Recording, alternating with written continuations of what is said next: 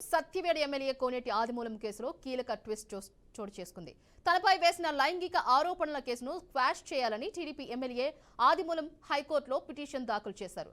అయితే ఈ కేసులో ఇరుపక్షాలు కాంప్రమైజ్ కావడంతో పిటిషన్ను హైకోర్టు డిస్పోజ్ చేస్తూ నిర్ణయం తీసుకుంది. కాగా ఈ కేసులో మరో ట్విస్ట్ నెలకొంది.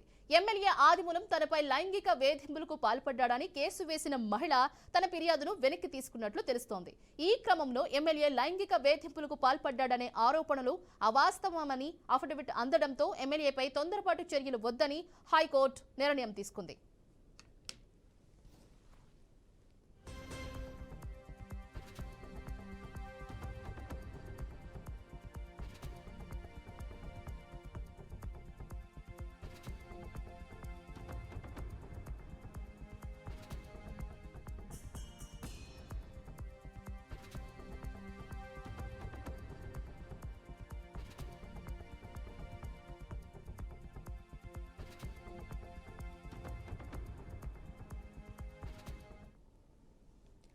సత్యవేడి ఎమ్మెల్యే కోనేటి ఆదిమూలం కేసులో కీలక ట్విస్ట్ చోటు చేసుకుంది. తనపై వేసిన లైంగిక ఆరోపణల కేసును క్వాష్ చేయాలని టీడీపీ ఎమ్మెల్యే ఆదిమూలం హైకోర్టులో శుక్రవారం పిటిషన్ వేశారు. ఈ కేసులో ఇరుపక్షాలు కాంప్రమైజ్ కావడంతో పిటిషన్ను హైకోర్టు డిస్పోజ్ చేస్తూ నిర్ణయం తీసుకుంది. కాగా ఈ కేసులో మరో ట్విస్ట్ నెలకొంది. ఎమ్మెల్యే ఆదిమూలం తనపై లైంగిక వేధింపులకు పాల్పడ్డాడని కేసు వేసిన మహిళ తన ఫిర్యాదును వెనక్కి తీసుకున్నట్లు తెలుస్తోంది. ఈ క్రమంలో ఎమ్మెల్యే లైంగిక వేధింపులకు పాల్పడ్డాడనే ఆరోపణలు అవాస్తవమని అఫిడవిట్ అందడంతో ఎమ్మెల్యేపై తొందరపాటు చర్యలు వద్దని హైకోర్టు నిర్ణయం తీసుకుంది.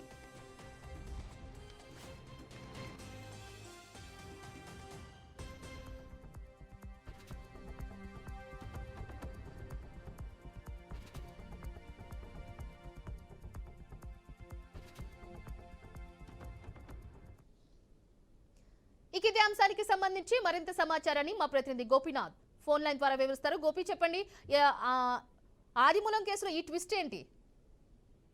మొత్తం మీద సత్యవేడు నియోజకవర్గానికి సంబంధించి ఎమ్మెల్యే ఆదిమూలం పైన గత నెల 5వ తారీఖున అంటే టీడీపీ మహిళా నాయకురాలు ఫిర్యాదు చేయడం జరిగింది. తన పైన తిరుపతి సమీపంలో ఉన్నటువంటి ఒక ప్రైవేట్ హోటల్లో తన పైన లైంగిక దాడి చేసి తనని అంటే లైంగికంగా ఇబ్బందులు పెట్టారంటూ కూడా, సెక్సువల్ హరాస్మెంట్ చేశారంటూ కూడా రకరకాల ఆరోపణలు చేస్తూ కూడా ఆమె ఈస్ట్ పోలీస్ స్టేషన్ కంప్లైంట్ చేయడం జరిగింది. అయితే అప్పటి నుంచి ఒకసారిగా తనకు కానీ న్యాయం జరగకపోతే, చంద్రబాబు కానీ చర్యలు తీసుకోకపోతే ఎమ్మెల్యే పైన అంటే విజయవాడలో ఉన్నటువంటి తెలుగుదేశం పార్టీ కార్యాలయం వద్దనే తాను ఆత్మహత్య చేసుకుంటానంటూ కూడా ఆమె చెప్పిన నేపథ్యంలో ఒకసారిగా కొన్ని వీడియోలు ఎమ్మెల్యే ఆదిమూలము ఆమె పైన లైంగిక దాడి చేస్తున్న వీడియోలు అన్ని కూడా ఒకసారిగా విడుదల చేయడం జరిగింది. దాని తర్వాత పోలీసులు కూడా కేసు నమోదు చేశారు. వెంటనే ప్రభుత్వం కూడా చర్యలు తీసుకుని వెంటనే తెలుగుదేశం పార్టీ అధినేత చంద్రబాబు కూడా ఆయన పైన అంటే పార్టీ నుంచి బహిష్కరిస్తూ కూడా సస్పెన్షన్ వేయడం జరిగింది. అయితే ఒక్కసారిగా ఇవాళ మరో ట్విస్ట్ వెలుగులోకి వచ్చింది. ఇప్పటికే ఆదిమూలంకు సంబంధించి హైకోర్టును ఆశ్రయించారు.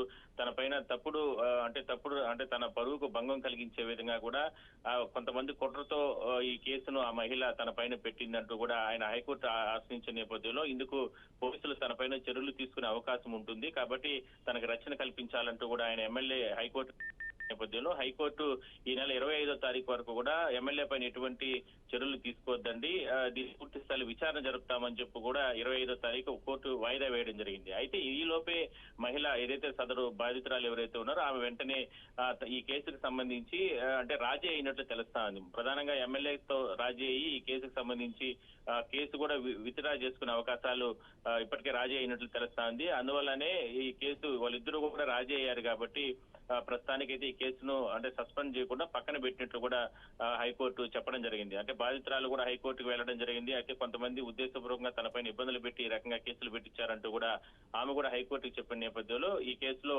ఈ ట్విస్ట్ అనేది కొనసాగుతుంది. మొత్తం మీద అంటే ఎమ్మెల్యే ఆదిమూలకు సంబంధించినటువంటి మహిళకు సంబంధించినటువంటి ఈ కేసుకు సంబంధించి రాజీ అయ్యే అవకాశాలు ఎక్కువ కనపడుస్తున్నాయి. అయితే ఇందులో రకరకాల అనుమానాలు, కొంతమంది అభిప్రాయం వ్యక్తం చేస్తున్నారు. భారీగా ముడుపులు మారాయి, లేదంటే ఉద్దేశపూర్వకంగానే కొంతమంది తెలుగుదేశం పార్టీ నేతలు, వైసీపీ నేతలు కలిసి ఎమ్మెల్యేని ఈ కేసులో ఇరికించారు, మహిళని అడ్డం పెట్టుకుని ఈ రకంగా ఇబ్బందులు పెట్టారంటూ కూడా మరో వాదన వినపడుతుంది. మొత్తం మీద అయితే ఈ కేసు అంటే న్యాయ నిపుణులు కావచ్చు, లేదంటే పోలీసులు వీళ్ళందరూ కూడా ఎందుకంటే బాధిత మహిళ ఆ సమయంలో అంటే కేసు పెట్టిన తర్వాత ఎన్నోసార్లు పోలీసులు చెప్పినప్పటికీ కూడా అంటే వైద్య పరీక్షలకు సహకరించలేదు. దాదాపుగా 20-25 రోజుల పాటు కూడా బయట ప్రాంతాల్లో అక్కడ ఇక్కడ తిరుగుతూ కేవలం కేసు పెట్టి మాత్రమే రిటర్న్ వెళ్ళిపోయింది తప్ప వైద్య పరీక్షలకు ఎక్కడా కూడా, ఎందుకంటే లైంగిక దాడి జరిగింది కాబట్టి తిరుపతి రుయా ఆసుపత్రిలో అంటే మెటర్నిటీ హాస్పిటల్లో వైద్య పరీక్షలకు హాజరవ్వండి అని పోలీసులు చెప్పినప్పటికీ కూడా ఆమె హాజరు అవ్వలేదు. అక్కడే పోలీసులు చాలా అంటే ఈ కేసు నిలబడదు, ఈ కేసును కూడా వెనక్కి తీసుకునే అవకాశాలు ఉంటాయి, కేవలం దీని ఉద్దేశపూర్వకంగానే అంటే అది మనీకి సంబంధించిన విషయమా లేదంటే రకరకాల కోణాల్లో పోలీసులు కూడా దృష్టి పెట్టడం జరిగింది. అయితే మొత్తం మీద ఏదైనప్పటికీ కూడా ఒక ట్విస్ట్ అనేది వాళ్ళకి బయటపడడం జరిగింది. ఎమ్మెల్యే పైన పెట్టినటువంటి కేసు ఏదైతే బాధితులు ఉన్నారో ఆమె వెనక్కి తీసుకునే అవకాశాలు ఎక్కువగా కనపడుతున్నాయి.